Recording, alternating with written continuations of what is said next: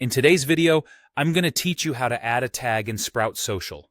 Whether you're a seasoned social media manager or just starting out, organizing your content and interactions is key to maintaining a well-oiled social media strategy, and tags can really help streamline this process. Let's start by navigating to the Settings section in your Sprout Social account. Once you're in, look for an option labeled Tags under the Global Features category.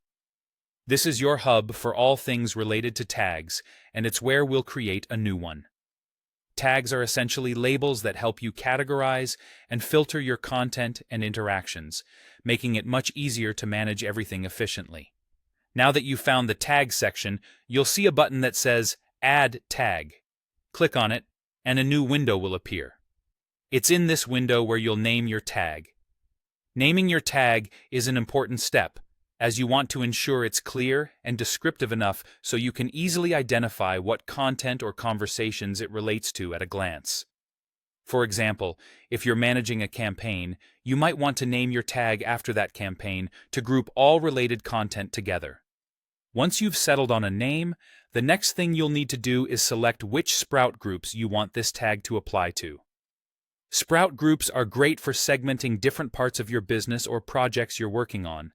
This step is crucial because it helps tailor your tags to specific parts of your organization, so make sure you choose the ones that are relevant to the tag you're creating.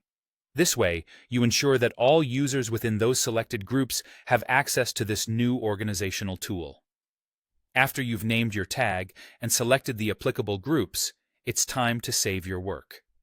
Look for a Save button, which will be typically found at the bottom of the interface, and click it to finalize your new tag setup.